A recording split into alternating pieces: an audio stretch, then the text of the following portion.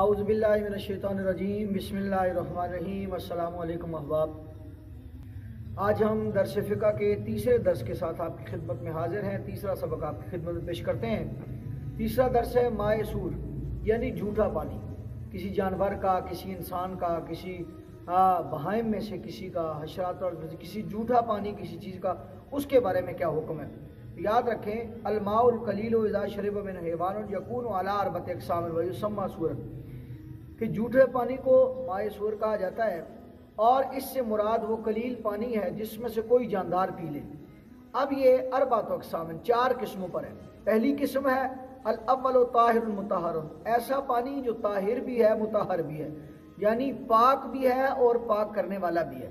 وہو ما شرب منہ آدمی او فرس او ما یوقل لحمہ، وہ پانی جو طاہر اور مطہر ہے وہ جھوٹا پانی ہے، لیکن وہ ایسی قسم ہے کہ جس پانی سے کسی جانور نے، کسی انسان نے یا گھوڑے نے یا ایسے جانور نے پی لیا ہو کہ جس کا گوشت جو ہے وہ حلال ہے، تو وہ پانی جو ہے وہ طاہر بھی ہے مطہر بھی ہے، یعنی ایسا جھوٹا پانی جو ہے استعمال کے لیے بالکل جائز ہے۔ دوسری قسم ہے وسانی و نجس، دوسری قسم ہے نجس، اور لا یجوز استعمالہ وہو ما شرب من الکلب او الخنزیر او شیء من سباع بہائم کالفہد والذئب۔ نجس پانی ایسا جھوٹا پانی ہے کہ جس کا استعمال مطلقاً جائز نہیں، نہ کھانے کے لیے، نہ پینے کے لیے، نہ وضو کے لیے، نہ پکانے کے لیے۔ اور یہ وہ پانی ہے کہ جس میں سے کتا، خنزیر یا کوئی درندہ پھاڑنے والا جانور، بہائم میں سے کوئی جانور، چیتا ہو گیا، بھیڑیا ہو گیا، ایسا جانور پی لے تو یہ پانی مطلق طور پر جو ہے ناقابل استعمال ہے۔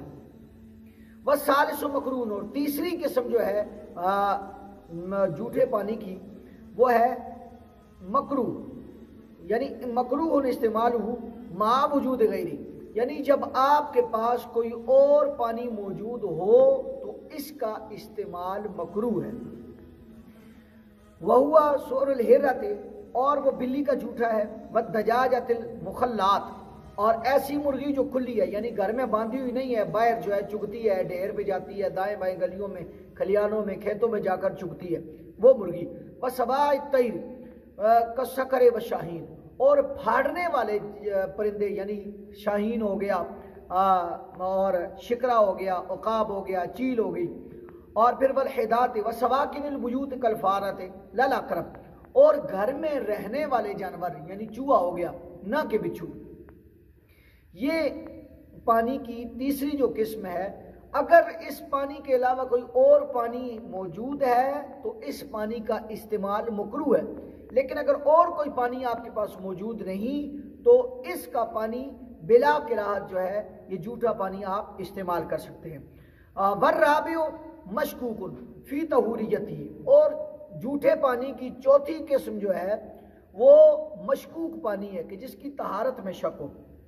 وہو سؤر البغل والخمار فإن لم يجد غیر توضأ به وتیمم ثم صلی، اور چوتھا جو پانی ہے اس کی طہوریت میں شک ہے، مثلا ایسا پانی کہ جس سے جانوروں میں سے خچر نے پی لیا ہو، گدھے نے پی لیا ہو، اور اس کا حکم یہ ہے کہ اگر اس کے علاوہ آپ کے پاس کوئی پانی نہ ہو تو اسی سے آپ وضو کریں، اسی سے جو ہے وضو کرنے کے بعد آپ تیمم کریں، اور پھر جو ہے آپ نماز پڑھیں۔ یہ تھی جھوٹے پانی کی 4 اقسام جو آپ کی خدمت میں پیش کی۔ اللہ پاک جو ہم نے سنایا اس شریعت پر عمل کرنے کی توفیق عطا فرمائے۔ السلام علیکم ورحمۃ اللہ وبرکاتہ۔